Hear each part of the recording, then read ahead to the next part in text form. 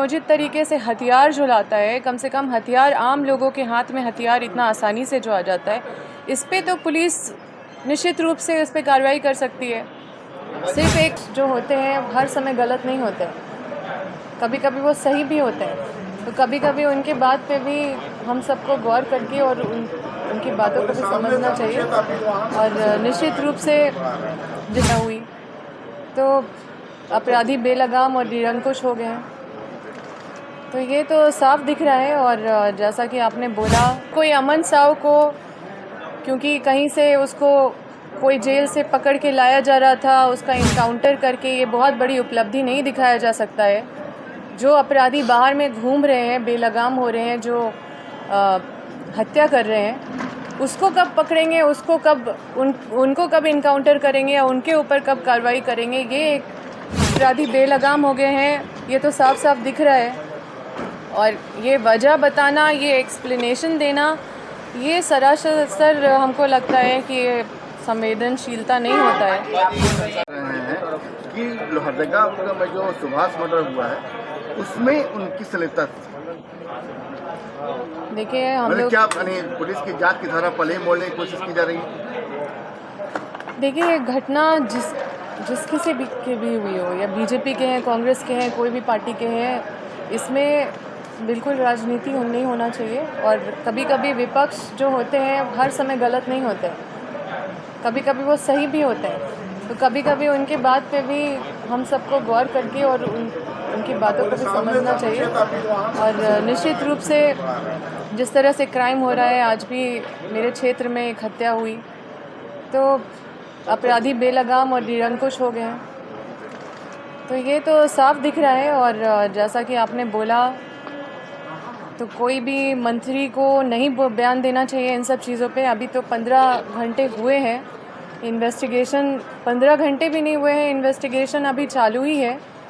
तो इन्वेस्टिगेशन का line draw जो है कोई जनप्रतिनिधि या कोई मंत्री नहीं करना चाहिए, उसको पुलिस के प्रेस रिलीज़ के माध्यम से आना चाहिए जो इन्वेस्टिगेशन कर रहे हैं।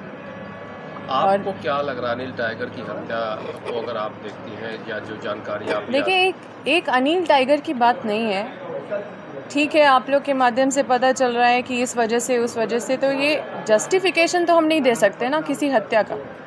अगर किसी के पास, देखिए, सुनियोजित तरीके से ये हुई है, ठीक है, प्रशासन को नहीं पता चलता है, वो अचानक हो जाती है, हम मान सकते हैं, क्योंकि हर स्टेट में कुछ ना कुछ अपराध देखने को मिलता है। लेकिन ये सुनियोजित तरीके से हथियार जो लाता है, कम से कम हथियार आम लोगों के हाथ में हथियार इतना आसानी से जो आ जाता है, इस पे तो पुलिस निश्चित रूप से इस पे कार्रवाई कर सकती है। सिर्फ एक कोई अमन साव को क्योंकि कहीं से उसको कोई जेल से पकड़ के लाया जा रहा था, उसका इनकाउंटर करके ये बहुत बड़ी उपलब्धि नहीं दिखाया जा सकता है। जो अपराधी बाहर में घूम रहे हैं, बेलगाम हो रहे हैं, जो हत्या कर रहे हैं, उसको कब पकड़ेंगे, उसको कब उनको कब इनकाउंटर करेंगे या उनके ऊपर कब कार्रवाई करेंगे, ये एक चीज़ होना चाहिए। और निश्चित रूप से प्रशासन को इसका जवाबदेही लेना चाहिए। हर हाल में अपराधी बेलगाम हो गए हैं, ये तो साफ साफ दिख रहा है। और ये वजह बताना, ये एक्सप्लेनेशन देना, ये सरासर हमको लगता है कि ये संवेदनशीलता नहीं होता है। विपक्ष भी बोल रहा है, विपक्ष कारण बता रहा है कि पुलिस मूल काम छोड़ के जमीन का बाउंड्री करा रही है, इलीगल माइनिंग में पैसा ले रही है, इस वजह से मूल काम भूल चुकी है। अंबाजी क्यों मानती है, क्यों अपराध इतना अचानक बढ़ गया? देखिए, हर समय हमारे जो विरोधी हैं या जो हमारे विपक्ष पार्टी है, वो हर समय गलत हो, हर समय वो विरोध उनका गलत हो, ये ज़रूरी नहीं है। कभी कभी वो सही भी होते हैं। और जो अभी जिस तरह के हालात हैं, हम अगर अमन साव मर जाता है तो ऐसा नहीं होता है कि पूरा अपराध ख़त्म हो गया। वो तो जेल में थे, लेकिन जो बाहर जो अपराधी लोग इतने समय से हत्या कर रहे हैं, हज़ारीबाग में हर आए दिन हर महीने अपराध हो रहा है। आज पतरातू में हत्या हो गया, गला रेत के हत्या हो गया, जिसको एक आदमी तो नहीं किया होगा, उसको 4-5 आदमी पकड़ के मेन रोड पे अगर हत्या हुआ है, तो आम आदमी के नज़र से इसको देखने की ज़रूरत है। आम आदमी के नज़र से क्या दिखता है कि ये अपराधी बेलगाम है, निरंकुश है, कहाँ से हथियार आ रहा है, इस पे सवाल नहीं होता है। हथियार इतना आसानी से कैसे हो जाता है, और सिर्फ ये बताया जाता है कि उसको हम इनकाउंटर कर दें। राधा कृष्ण किशोर संसदीय कार्य मंत्री ने कहा है कि कानून व्यवस्था राज्य में इतनी अच्छी कभी नहीं रही जितना खराब बताया जा रहा है।